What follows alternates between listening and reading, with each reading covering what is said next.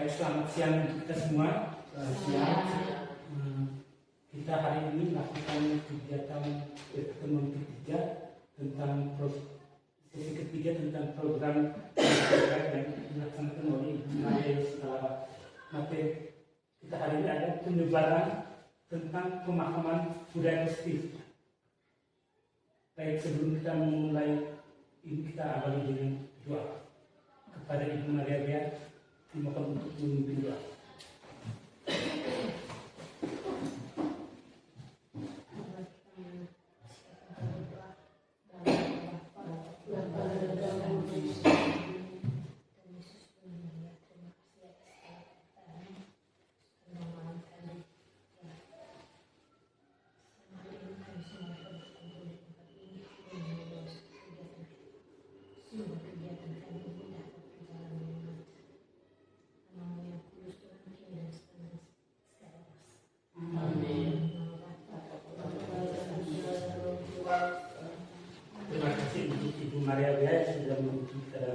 Selanjutnya saya berikan kesempatan kepada Ibu Yositala untuk menyampaikan materinya. Baik, terima kasih atas kesempatan yang telah diberikan. Selamat siang untuk kita semua. Selamat. Coba kita perhatikan semua di layar. Yakni hari ini saya akan menyampaikan materi tentang penyebaran pemahaman budaya positif. Jadi budaya positif itu yang perlu kita terapkan di dalam lingkungan sekolah kita, di kelas kita, baik untuk kita sebagai guru maupun terhadap anak-anak kita. Dan budaya positif ini merupakan suatu hal yang perlu kita lakukan dan perlu kita tanamkan, sehingga kedepannya sebagai guru, sebagai siswa lebih baik lagi dalam melaksanakan tugas dan kewajiban kita. Oke, coba kita perhatikan semua. Jadi penyebaran tentang pemahaman budaya positif. Materi yang pertama itu tentang teori kontrol. Teori kontrol ini menurut ahli atau psikiater pendidikan yakni Dr. Angus William Glasser dalam contoh teori yang kembang dan dinamakan choice theory, meluruskan beberapa miskonsepsi tentang makna kontrol. Jadi ada empat kontrol. Ada 4 kontrol. Kita lihat yang pertama itu, yakni ilusi guru mengontrol murid.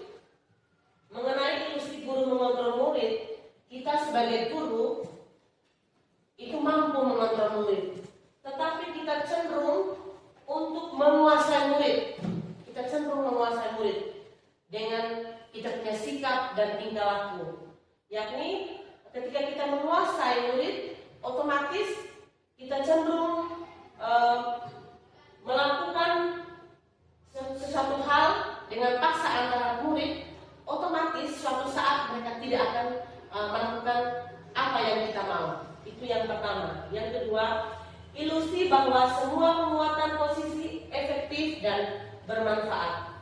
Nah, mengenai ilusi ini, otomatis kita pernah melakukan, yakni semua bujukan, rayuan dapat mempengaruhi anak-anak. Demikian, tapi suatu saat mereka sadar bahwa apa yang kita lakukan, apa yang kita buat itu merupakan suatu bujukan atau rayuan. Yang berikut, yang ketiga, ilusi bahwa kritik dan membuat orang merasa bersalah dapat menguatkan karakter. Sebagai guru, kita sering mengkritik murid, membuat dia merasa bersalah. Contohnya seperti ini. Kamu tidak kasihan ibu kan? Kalau ibu dimarahi kepala sekolah, apakah kalian tidak sayang sama ibu? Itu mungkin suatu contoh atau suatu hal yang pernah kita lakukan. Bukan tidak, tetapi mungkin kita pernah lakukan. Kalau pribadinya saya sering membuat seperti itu. Ilusi bahwa kita sering membuat siswa itu merasa bersalah. Itu sering kita buat. Oke, yang keempat, ilusi bahwa orang dewasa memiliki hak untuk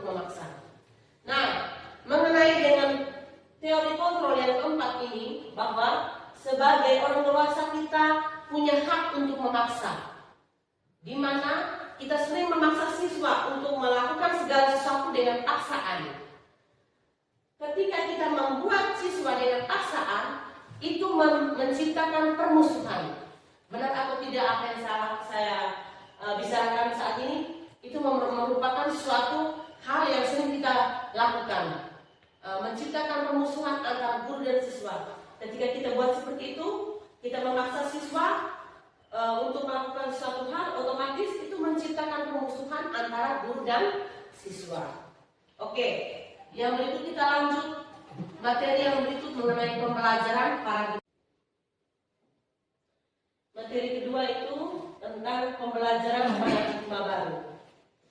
Pembelajaran paradigma baru merupakan praktik pembelajaran yang berpusat pada murid serta menyesuaikan kebutuhan dan tahap perkembangannya yang berorientasi pada pengembangan kompetensi dan penguatan karakter sehingga terciptanya murid yang memiliki profil pelajar Pancasila. Yang berikut mengenai disiplin positif.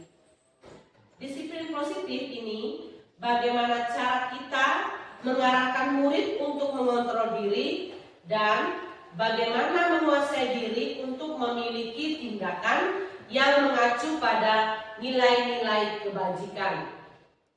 Disiplin itu sendiri merupakan kebiasaan melakukan sesuatu karena dorongan dari dalam diri atau nama lainnya motivasi intrinsik. Disiplin juga memiliki arti bahwa bagaimana cara menumbuhkan tanggung jawab dan kemandirian dalam diri murid itu sendiri.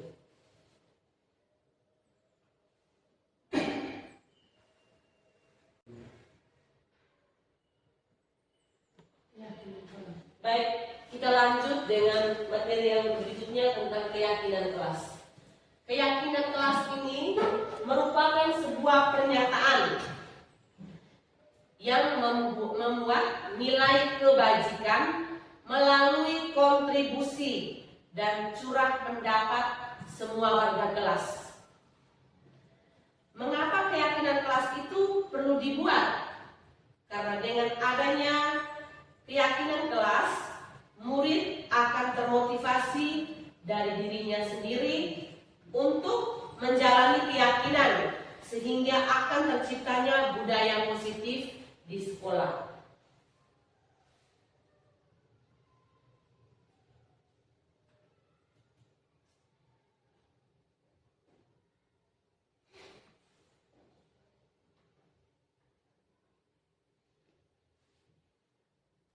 Yang berikut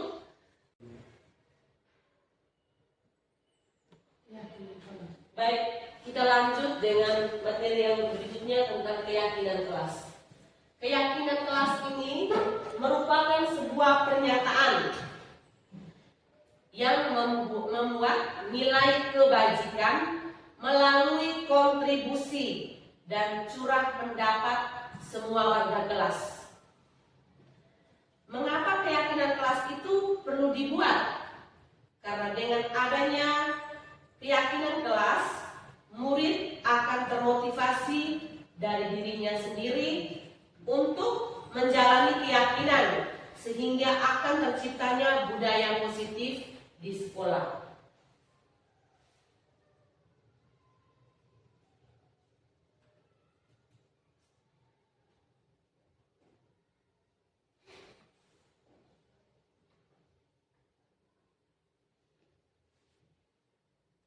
Yang berikut, keyakinan kelas di dalam ruang kelas. Adapun caranya itu, yang pertama, menggunakan kata atau kalimat positif. Yang kedua, kalimat sederhana dan mudah dipahami. Yang ketiga, sesuai dengan kondisi kelas. Yang keempat, hasil curah pendapat semua warga kelas, yakni di sini semua murid terlibat. Ketika kita membuat keyakinan kelas, kita meminta siswa untuk menuliskan peraturan-peraturan yang harus dibuat seperti itu. Yang berikut lebih konkret dari peraturan kelas yang dulunya kita bisa tahu bahwa peraturan kelasnya seperti ini, tetapi sekarang kita nomenklaturnya berbeda, yakni yang dulunya peraturan kelas sekarang keyakinan kelas. Karena keyakinan kelas itu, kalau dulu peraturan kelas itu hanya guru sendiri yang membuat peraturan-peraturan tersebut. Tetapi keyakinan kelas itu di sini murid terlibat dalam proses pembuatan keyakinan kelas seperti itu. Yang terakhir tidak permanen dan bisa ditinjau ulang. Yang dalam artinya seperti ini. Keyakinan kelas yang sudah kita buat itu dia tidak permanen. Yang dalam arti tidak bisa ditinjau atau tidak bisa diubah lagi seperti itu. Tidak bisa diubah. Tetapi dalam hal ini keyakinan kelas itu dia bisa diubah. Ketika saat ini kita buat 9, mungkin besok kita mau tambah lagi, boleh. Keyakinan kelas ini mungkin kita sudah buat bersama, kita bisa pajangkan di bimbingan kelas masing-masing, khususnya wali kelas, dan selanjutnya kita bisa terapkan sebagai guru dan juga sebagai siswa. Baik, yang berikut materi keempat itu tentang kebutuhan dasar manusia. Kebutuhan dasar manusia ini ada 5 kebutuhan. Itu menurut Dr. Angus William Glasser. Yang pertama itu kebutuhan bertahan hidup, survival. Yang kedua, kebutuhan rasa diterima atau love in belonging. Yang ketiga, kebutuhan akan kebebasan, freedom. Keempat, kebutuhan kesenangan, fun. Dan yang kelima, kebutuhan penguasaan atau power. Jadi 5 kebutuhan ini merupakan kebutuhan dasar manusia, baik itu kita sebagai guru maupun sebagai siswa. Tetapi di sini penerapan itu mungkin kita lebih khususnya ke siswa. 5 kebutuhan ini mungkin penerapannya itu khususnya ke siswa. Mengapa siswa sampai buat seperti itu? Jadi kita harus melihat kira-kira contohnya ini ya. Misalkan siswa ada suatu masalah, siswa misalkan si Rizky memaksa temannya untuk meminta bekal. Dia tidak meminta, tetapi dia memaksa temannya. Nah, di sini kita sebagai guru, bagaimana kita mengatasi siswa tersebut? Apa peran kita sebagai guru ketika kita mengatasi masalah tersebut? Otomatis kita sebagai guru, kita menganalisis hal tersebut, kita lihat lagi bagaimana 5 kebutuhan dasar manusia. Kita melihat mungkin seperti apa itu kebutuhan hidup dari siswa kita.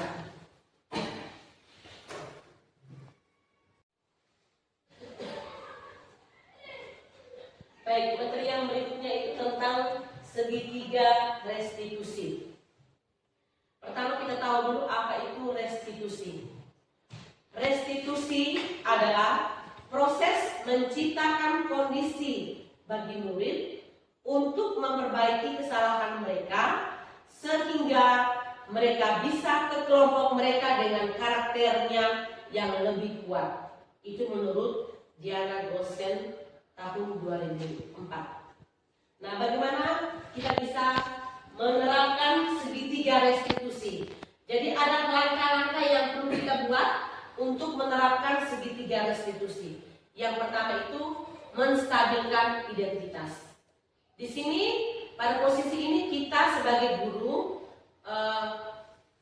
membuat siswa itu tidak merasa gagal, tetapi kita mengarahkan siswa itu menjadi sukses. Yang kedua, validasi tindakan yang salah.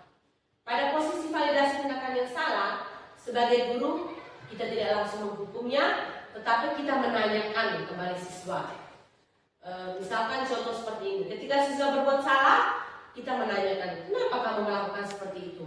Pasti punya alasan tersendiri. Nah, itu merupakan sebuah contoh dalam langkah validasi tindakan yang salah. Yang berikut, menanyakan keyakinan kelas. Pada langkah menanyakan keyakinan kelas, ketika siswa berbuat salah, otomatis kita sebagai guru itu kita kaitkan lagi dengan keyakinan kelas yang sudah kita buat. Misalkan contoh seperti ini, ketika engkau berbuat salah seperti itu, apakah sudah sesuai dengan keyakinan kelas? Otomatis siswa pasti menjawab, oh belum. Nah, apakah keyakinan kelas itu sesuai dengan apa yang sudah kamu lakukan? Otomatis siswa menjawab belum. Kira-kira keyakinan kelas apa yang sesuai dengan masalah yang kamu buat? Misalkan dia tidak memakai sepatu, otomatis keyakinan kelas itu yakni dia harus disiplin. Disiplin dalam arti di sini disiplin berpakaian. Mungkin seperti itu saja. Saya kembalikan kepada MC. Baiklah Bapak Ibu, kita sudah mendengarkan secara bersama-sama materi yang disajikan oleh Ibu Maria Sintalala tentang penyebaran pemahaman budaya positif. Sekarang kita masuk ke dalam sesi refleksi. Di sini refleksinya ada pertanyaan, bagaimana perasaan Bapak dan Ibu ketika mendengarkan materi yang dibawakan oleh Ibu Maria Sintalala? Pertanyaan kedua, apa yang harus diperbaiki ke depan atau tindak lanjut dari kegiatan yang kita dapatkan hari ini? Baik, Bapak Ibu mungkin ada yang menjawab. Ya, Ibu Tresia, silakan. Baik, selamat siang untuk kita semua. Selamat siang. Terima kasih atas kesempatan yang diberikan. Saya tergugah dan termotivasi dengan apa materi yang disampaikan oleh Ibu Maria Sintalala tadi, yang berkaitan dengan disiplin positif. Disiplin positif maksudnya di sini yaitu kebiasaan yang dilakukan itu ada dorongan dari dalam diri, bukan paksaan dari luar. Yang budaya positif yang saya ambil di sini yaitu budaya 5S.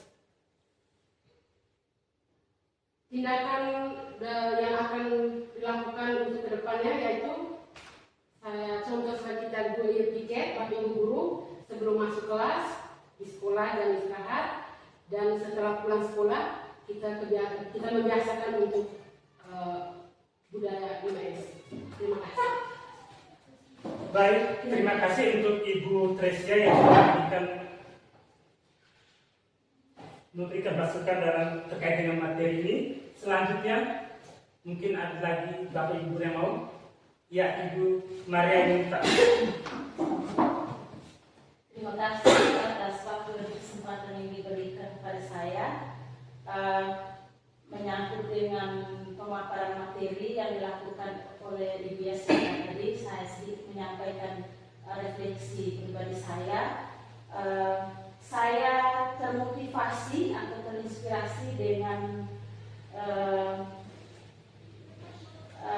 poin yang disampaikan oleh Ibu Yasinta tentang keyakinan kelas, di mana saya sebagai wali kelas selama ini saya tidak pernah menerapkan tentang keyakinan kelas.